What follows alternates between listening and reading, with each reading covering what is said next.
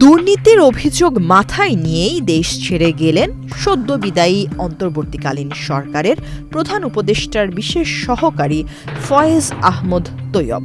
তার বিরুদ্ধে ওঠা দুর্নীতির অভিযোগ তদন্ত করছে দুর্নীতি দমন কমিশন দুদক। তদন্তের আওতায় থাকা এমন একজন ব্যক্তি কিভাবে বিদেশে পাড়ি জমালেন তা নিয়ে প্রশ্ন উঠেছে। 17 ফেব্রুয়ারি তারেক রহমানের নেতৃত্বে নতুন সরকারের শপথের মধ্য দিয়ে শেষ হয়েছে ডক্টর ইউনূসের অন্তর্বর্তীকালীন সরকারের কার্যক্রম। অথচ এর এক সপ্তাহ আগে গত 9 ফেব্রুয়ারি দেশ ছাড়েন বিশেষ সহকারী ফয়েজ আহমদ তৈয়ব। করোনা বা যে কোনো ভাইরাসের এগেইনস্টে ফাইট মানি ব্যাকট্রলের লেফট রাইট। বিদেশে যাওয়ার সময় তার সরকারি জিও বা অনুমতি ছাড়পত্র ছিল না বলে নিশ্চিত হওয়া গেছে। একাধিক সূত্র জানায় প্রধান উপদেষ্টা নিজেই ফয়েজ আহমদ তৈয়বকে বিদেশে চলে যেতে সহায়তা করেছেন। তাকে প্রথমে বিমানবন্দরে আটকানো হলেও পরে ছেড়ে দেওয়া হয়। অনুসন্ধানে দেখা গেছে তৈয়বের বিরুদ্ধে যত অভিযোগ রয়েছে তার প্রায় সবই ডক্টর ইউনূসের ইচ্ছায় করেছেন।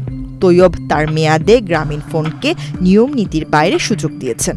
উল্লেখ্য, গ্রামীণফোনের 39% শেয়ারের মালিকানা ইউনূস নিয়ন্ত্রিত গ্রামীণ টেলিকমের।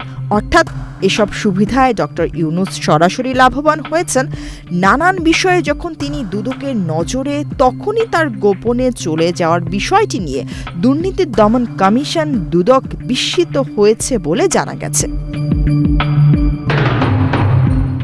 একাধিক সূত্র জানিয়েছেন ডক্টর ইউনূস জানতেন যে তৈয়ব দুদকের নজরদারিতে আছেন। এ কারণেই তাকে পরে যেন জিজ্ঞাসাবাদের মুখোমুখি হতে না হয় সেজন্যই বিদায়ী প্রধান উপদেষ্টা বিদেশে পাঠানোর ব্যবস্থা করেছেন। কারণ তৈয়বকে জিজ্ঞাসাবাদ করলে ডক্টর ইউনূসের নামও আসত বলে অনেকেই মনে করেন।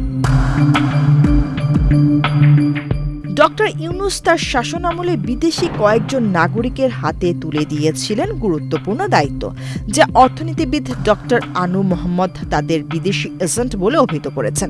ডক্টর ইউনূস দায়িত্ব গ্রহণের কিছুদিন পর ফয়েজ আহমদ তৈয়বকে 24 নভেম্বরে আইসিটি পলিসি অ্যাডভাইজার হিসেবে নিয়োগ দেওয়া হয়। 2025 সালে 5 মার্চ প্রতিমন্ত্রী মর্যাদায় প্রধান উপদেষ্টার বিশেষ সহকারী নিযুক্ত হন তিনি।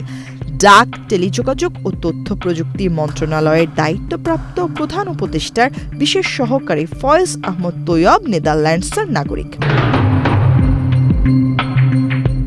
দায়িত্ব নেওয়ার পর থেকেই টেলিকম ও আইসিটি খাতে ফয়েজ তৈয়বের বিরুদ্ধে একচ্ছত্র আধিপত্য বিস্তারের অভিযোগ ওঠে।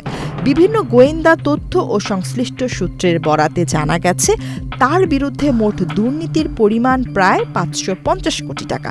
এর মধ্যে 3টি বড় খাত থেকে অর্থ সরানোর অভিযোগ ছিল গুরুতর। এর মধ্যে অন্যতম নগদ কেলেঙ্কারি।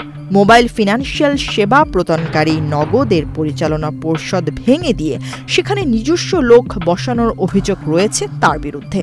ব্যক্তিগত সহকারী আতিক মোর্শেদকে ব্যবহার করে এ খাত থেকে প্রায় 150 কোটি টাকা সরিয়ে নেওয়ার অভিযোগ রয়েছে তার বিরুদ্ধে। দুদক সূত্রে জানা গেছে এ অভিযোগের বিষয়ে তদন্ত চলছে।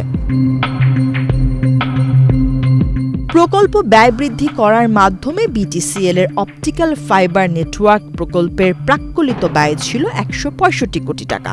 অভিযোগ রয়েছে ফয়েজ তৈয়বের হস্তক্ষেপে কোনো যৌক্তিক কারণ ছাড়াই এই ব্যয় বাড়িয়ে 326 কোটি টাকা করা হয়। বাড়তি 160 কোটি টাকা লোপাটের পরিকল্পনা ছিল বলে অভিযোগ উঠেছে। লাইসেন্স বাণিজ্যের মাধ্যমেও টাকা লোপাটের অভিযোগ রয়েছে। টেলিকম খাতে বিভিন্ন লাইসেন্স প্রদান ও নবায়নে অনিয়মের মাধ্যমে প্রায় 100 কোটি টাকার ঘুষ বাণিজ্যের অভিযোগ রয়েছে প্রধান উপদেষ্টার বিশেষ সহকারীর বিরুদ্ধে। তার বিরুদ্ধে ওঠা দুর্নীতির অভিযোগ দুদক তদন্ত শুরু করলে তিনি চিঠি দিয়ে তা থামিয়ে দেন বলে অভিযোগ রয়েছে। যদিও তৈয়ব এসব অভিযোগ অস্বীকার করেছেন। অভিযোগে বলা হয় চাহিদা মাত্র 26 টেরাবাইট ব্যান্ডউইথের, অথচ কেনা হচ্ছে 126 টেরাবাইট সক্ষমতার যন্ত্রপাতি, তাও প্রায় 326 কোটি টাকায়, যেখানে প্রকৃত প্রয়োজন মেটাতে দরকার সর্বোচ্চ 165 কোটি টাকা। এসব বিতর্ক মাথায় নিয়েই অন্তর্বর্তী সরকারের বিদায়ের আগেই তড়িঘড়ি করে দেশ ছাড়েন ফয়েজ আহমদ তৈয়ব। 14 ফেব্রুয়ারি এমিরেটস এয়ারলাইন্সের একটি ফ্লাইটে EK583 জার্মানির উদ্দেশ্যে তিনি ঢাকা ত্যাগ করেন। সমাজ মাধ্যমে তার বিরুদ্ধে নানান সমালোচনার প্রেক্ষাপটে নিজের অবস্থান ব্যাখ্যা করেন তৈয়ব। তিনি দাবি করেন 1 টাকাও দুর্নীতি করেনি। কিন্তু প্রশ্ন হলো, কোনো দুর্নীতি না করলে এভাবে গোপনে কেন দেশ ত্যাগ করলেন? প্রধান উপদেষ্টাই বা তাকে বিদেশে চলে যাওয়ার অনুমতি দিলেন কেন?